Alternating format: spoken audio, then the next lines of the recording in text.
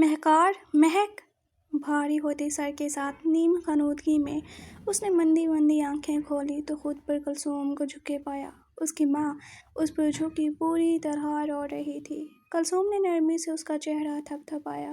امی میں اپنا سر تھامے وہ پوری طرح کسمسائی تھی، تب ماں کے سہارے اٹھ بیٹھی۔ شعور کی منزل پر قدم رکھتے اس نے ادھر ادھر دیکھا۔ وہ ایک پرانے سامان سے بھرا کمرہ تھا جہاں وہ اس وقت موجود تھی۔ کلثوم بری طرح رو رہی تھی۔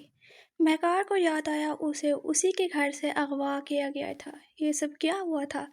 خاص کر ماں کو اتنی بری طرح روتے دیکھ وہ از حد پریشان ہوئی تھی۔ امی کیا ہوا؟ آپ اتنی تو کیوں رو رہی ہیں؟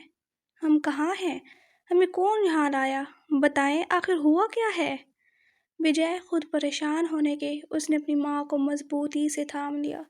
تب کلثوم نے بھرائی آواز میں بڑی مشکل سے ہچکیاں بھرتے کلثوم کو اس کی شاطر پھوپھی کا تمام کھیل اور یہ سارا ماجرا کہہ سنایا جو ان پر بیت گیا تھا۔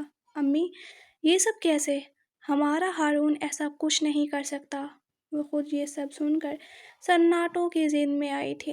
بے یقینی سے الفاظ بھی منہ میں ٹوٹنے لگے۔ ایسا ہو چکا ہے مہکار، ملکانی سغرا تمہیں ونی میں لینا چاہتی ہے۔ میں کیا کروں مہکار؟ میں تمہیں بچا نہیں پا رہی، میں کیا کروں؟ بے بسی کے عروج پر پہنچ کر کلثوم پھر سسکنے لگی۔ تب مہکار کو ہی خود کو مضبوط کرنا پڑا۔ دیکھیں امی، میری طرف دیکھیں۔ آپ نے میری ایسی تربیت ہرگز نہیں کی کہ کوئی مجھ پر ظلم کرے گا اور میں چپ چاپ برداشت کر لوں گی۔ آپ کی بیٹی ہر طرح کے حالات کا سامنا کر سکتی ہے۔ اگر میری قسمت میں میرا نکاح ہونا ایسے طے ہے تو اسے ہونے سے کوئی روک نہیں سکتا، آپ بھی نہیں۔ لیکن آپ کو ایسے کیوں لگتا ہے میں کوئی بھی زیادتی برداشت کر لوں گی؟ رہی پھوپھی رجو تو دنیا مکافات عمل پر ٹکی ہوئی ہے ماں، وہ جلد اپنا کیا بھگتے گی۔ ویسے بھی چودھری بابا ہمارے ساتھ ہیں، اس وقت تک تو ان کو تمام معاملے کا پتہ بھی چل چکا ہوگا، وہ ضرور کچھ نہ کچھ کریں گے۔ ملکانی سغرا اس وقت غم و غصے میں پاگل ہو چکی ہے۔ وہ جو کر رہی ہے اسے اس کا کیا بھگتنا پڑے گا، کیونکہ چودھری بابا پنچایت میں انہیں چھوڑیں گے نہیں۔ ہمیں انصاف مل جائے گا امی، کوئی کچھ نہیں بگاڑ پائے گا آپ کی بیٹی کا۔ میں ملکانی سغرا کو مزہ چکھا کر اس کی نانی یاد دلا دوں گی، بس پریشان نہ ہو۔ مہکار جب بولنے پڑی تو ہلکے پھلکے انداز میں بولتی چلی گئی۔ اس کی باتوں کا اتنا اثر ضرور ہوا تھا کہ کلثوم کے آنسو تھم گئے تھے۔ حویلی میں مولوی صاحب اور اس کے خاندان کے دیگر بڑوں کی آمد ملک اذلان حیدر کو بے تحاشا پریشانی میں مبتلا کر چکی تھی۔ وہ کسی طرح اپنی ماں تک آیا۔ اماں بھی آپ یہ ٹھیک نہیں کر رہی ہیں میرے ساتھ، وہ دانت پیس کر بولا تھا۔ ملکانی سغرا نے ایک نظر بیٹی کو دیکھا اور پھپک کر رو پڑی۔ اذلان تجھے اپنے بھائی کا ذرا غم نہیں؟ آپ بات کا اندازہ نہیں کیسے اس کے قاتلوں کو سکون میں دیکھ کر اس ماں کا کلیجہ پھٹ رہا ہے۔ جا میرے بیٹے کا بدلہ نہیں لینا، نہ لے، جہاں سے آیا ہے وہیں چلا جا۔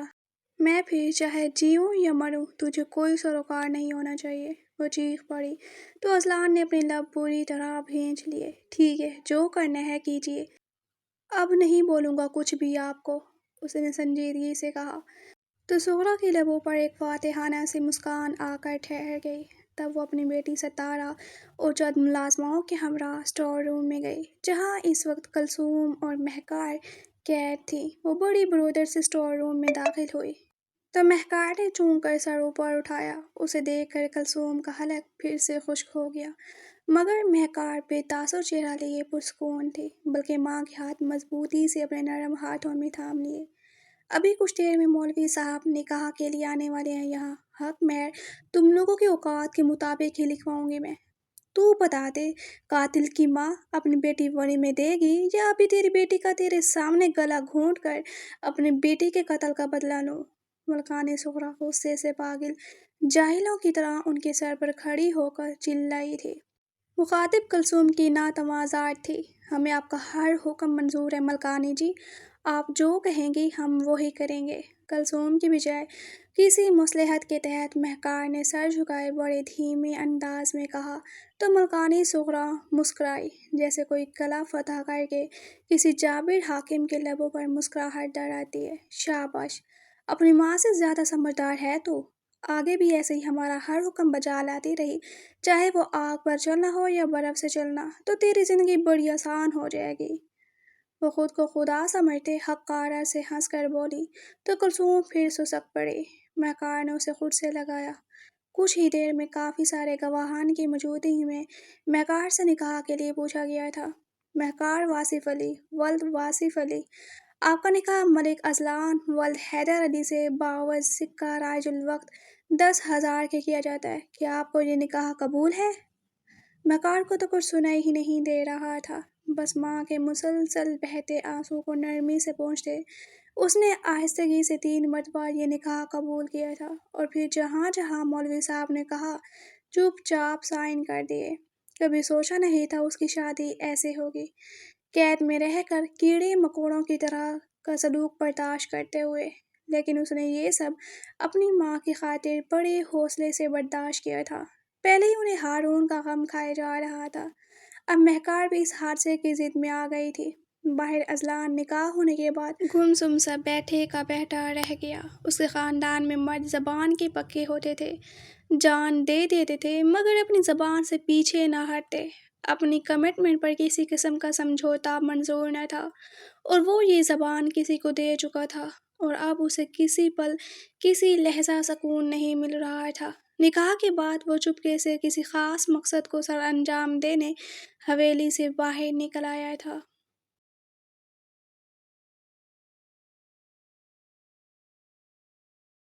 خضران کو اپنا نچلا دھڑ پھر سے سن ہوتا محسوس ہوا تھا۔ وہ چارپائی سے نہیں لگ سکتی تھی، لگ جاتی تو ماں تشویش کرتی۔ ہائی بی پی کی مریضہ نوشین زرغام عالمگیر کو اس کی اتنی تشویشناک بیماری کا سنتے ہی کچھ ہو جانا تھا، اس لیے ہی خود کو بیساکھی کے سہارے گھسیٹتی وہ پری کے کمرے تک لائی تھی۔ اندر آ کر چہرے سے بے تحاشا تکلیف کے تاثرات چھپاتے وہ پوری طرح پری کی جانب متوجہ ہوئی تھی، جو پھر سے اپنی ڈائری کالی کر رہی تھی۔ آپی، مجھے لگتا ہے میں نے اسلام آباد میں اسے دیکھا تھا، پارک میں۔ اس نے اپنی آواز میں پوری طرح سسپینس بھرتے خضران کی جانب دیکھا تھا، تو وہ ہنستے۔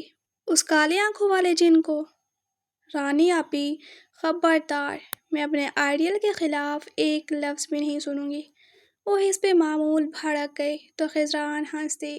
اچھا نہیں کرتی، یہ بتاؤ کیسا دکھتا تھا؟ وہ تو نہیں پتا، صرف آنکھیں ہی دیکھی تھی۔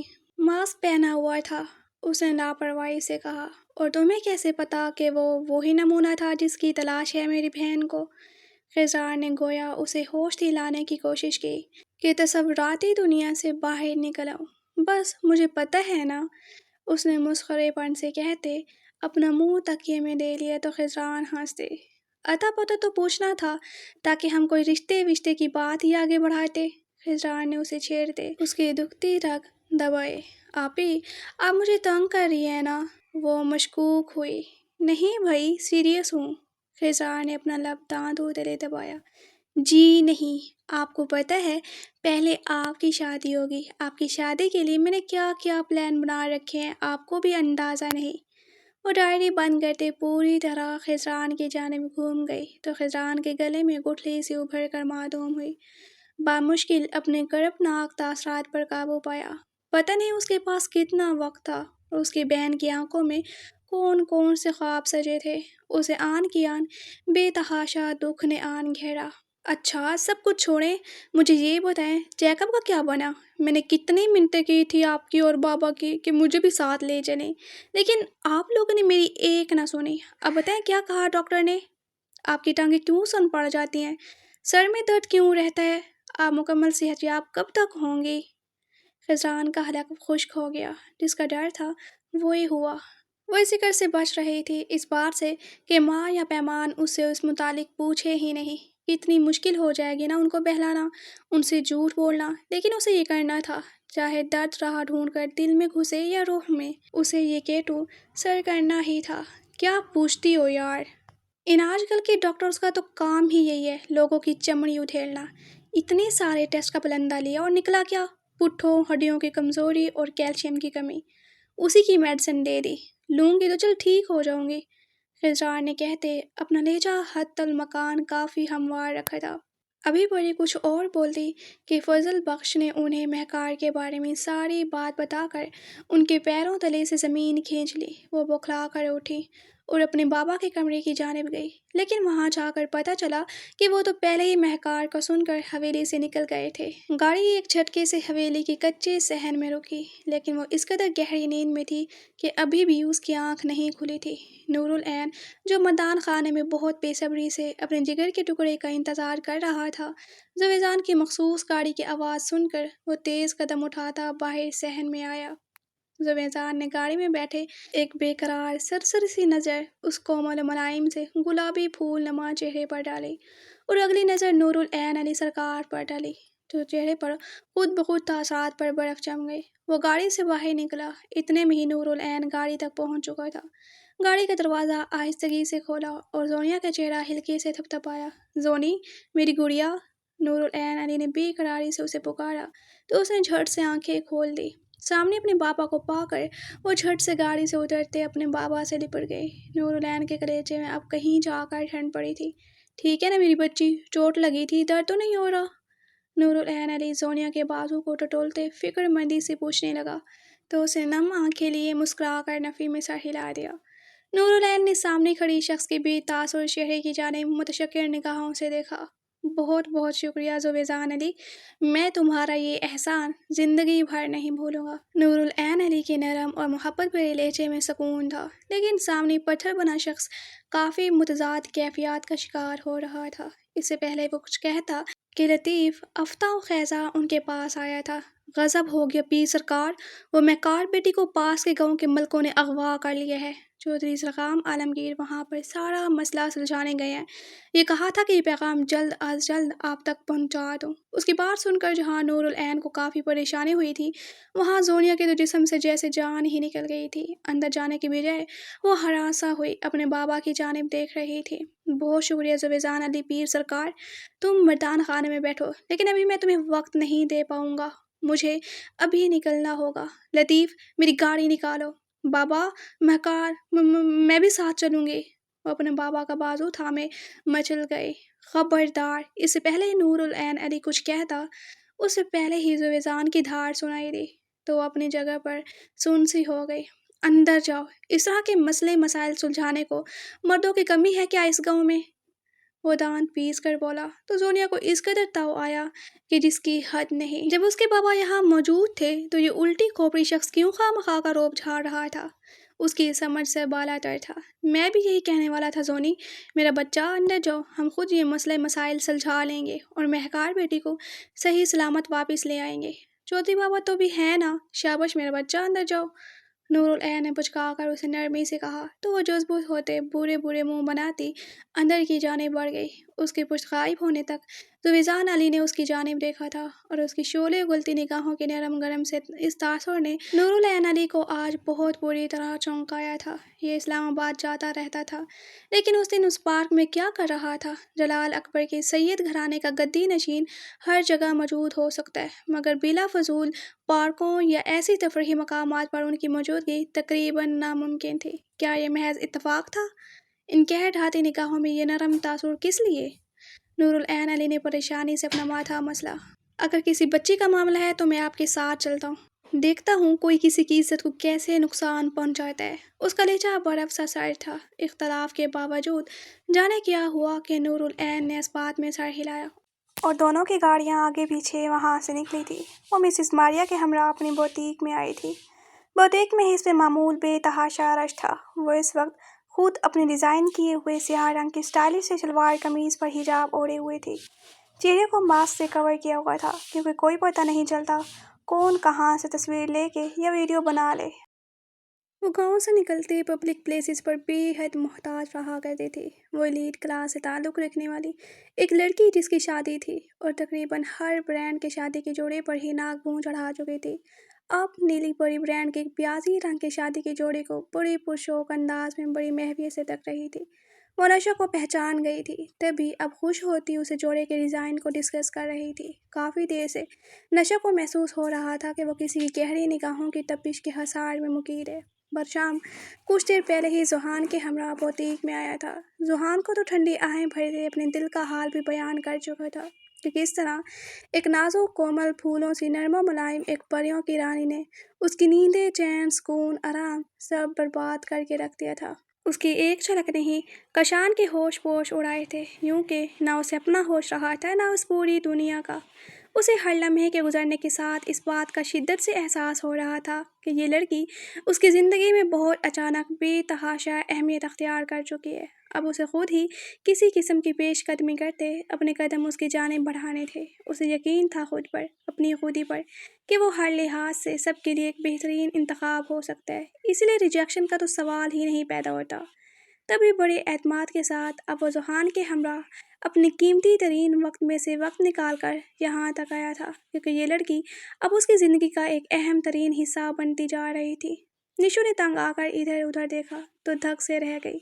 وہ خود پسند شخص آنکھوں میں شوق کا جہاں آباد کیے اسی کی جانب دیکھ رہا تھا۔ نشک جہانگیر تو جی جان سے سلگ اٹھی۔ اس کے سامنے کھڑی دلہن ڈریس ٹرائی کرنے چینجنگ روم میں جا چکی تھی۔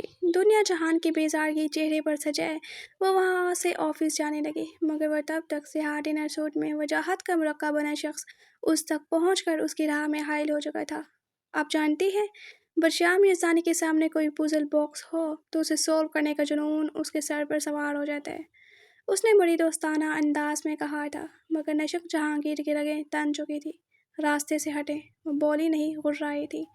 آپ چودھری زرغام عالمگیر کی بیٹی ہیں؟ اس نے بنا اثر لیے پھر سے پوچھا۔ اگر ہاں بول بھی دوں تو زرغام عالمگیر اور ان کی بیٹی میں کیا دلچسپی ہے آپ کو؟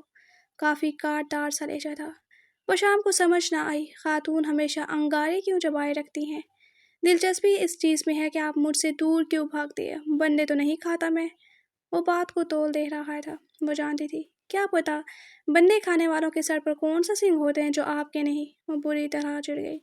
یقین کریں آپ کو نہیں کھاؤں گا میں، نہیں تو ہونے والے بچوں کا بہت نقصان ہو جائے گا۔ وہ دلکشی سے بولتا اس کی آنکھوں میں جھانک گیا۔ کھا بھی نہیں سکتے کیونکہ انسان زہر نگل کر مر سکتا ہے۔ نفرت آمیز لہجے نے برشام کو ٹھٹک جانے پر مجبور کیا۔